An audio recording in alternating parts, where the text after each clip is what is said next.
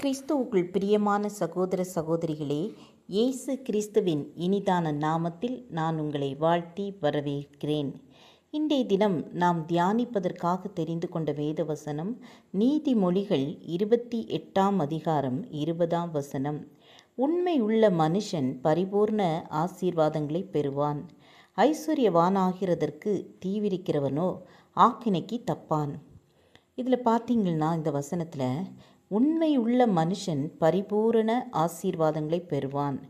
நமக்கு ஒரு வேலை கொடுக்கப்பட்டிருக்கிறது, அல்லது ஒரு கம்பெனியில் ஒர்க் பண்ணுறோம், அல்லது ஒரு டீச்சராக ஒர்க் பண்ணுறோம், அல்லது காலேஜில் ஒர்க் பண்ணுறோம். எந்த இடத்துல நம்ம ஒர்க் பண்ணாலும் சரி, அந்த இடத்துல நம்ம உண்மை உள்ளவர்களாக இருக்கணும். ஊழியம் கொடுக்கப்பட்டிருந்தால் அந்த ஊழியத்தில் நம்ம உண்மை உள்ளவர்களாக இருக்கணும். குடும்பத்தில் கணவருக்கு உண்மை உள்ளவராக இருக்கணும். அது மாதிரி பிள்ளைகளிடத்தில் உண்மை உள்ளவர்களாக இருக்கணும். பிள்ளைகள் பெற்றோரிடத்தில் உண்மை உள்ளவர்களாக இருக்கணும். எல்லா காரியத்திலும், நமக்கு கொடுக்கப்பட்ட எல்லா காரியத்திலும் நாம் உண்மை உள்ளவர்களாக இருந்தால் கர்த்தர் நம்மை என்ன செய்வாராம்?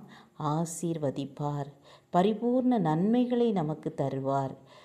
நம்ம எல்லாத்துலேயும் கரெக்டாக இருக்கிறோம். இப்போ யோசிப்பை பார்த்தீங்களா? அவன் எல்லாவற்றிலும் உண்மையாக இருந்ததுனால அவன் அந்த எகிப்தில் ஒரு உன்னத நிலைமையில் அவன் ஒரு அதிகாரியாக உயர்த்தப்பட்டான். அதே போல் தானியேலை பார்த்தீங்கன்னா, அவனும் என்ன செய்தான்? எல்லாவற்றிலும் உண்மையாக இருந்தான். அவனையும் ஆண்டவர் அந்த தேசத்தில் உயர்த்தி வைத்தார். நாமும் எல்லா காரியத்திலையும் உண்மையுள்ள ஒரு மனுஷனாக அல்லது உண்மையுள்ள ஒரு மனுஷியாக இருக்கும்போது எல்லா இடத்திலையும் கர்த்தர் நம்மை என்ன செய்வாராம்? உயர்த்தி வைப்பாராம். ஆம் தேவ பிள்ளைகளே, அது மாதிரி ஐஸ்வர்யவானாகிறதற்கு தீவிரிக்கிறவனோ ஆக்கினைக்கு தப்பான்.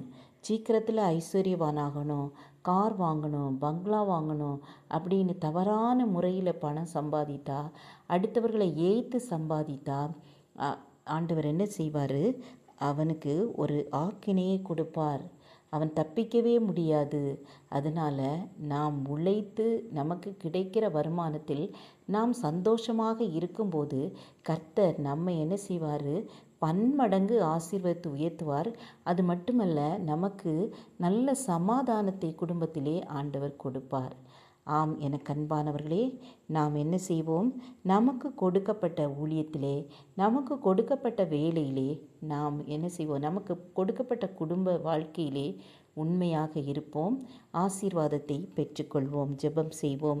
கிருபையும் இரக்கம் நிறைந்த கர்த்தாவே, நாங்கள் ஒரு உண்மையுள்ள மனுஷனாக அல்லது ஒரு உண்மையுள்ள மனுஷியாக இந்த உலகத்தில் ஜீவிக்க எங்களுக்கு கிருபை தாருங்க.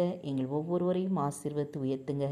இயேசுவின் நாமத்தில் பிதாவே, ஆமேன், ஆமேன். God bless you.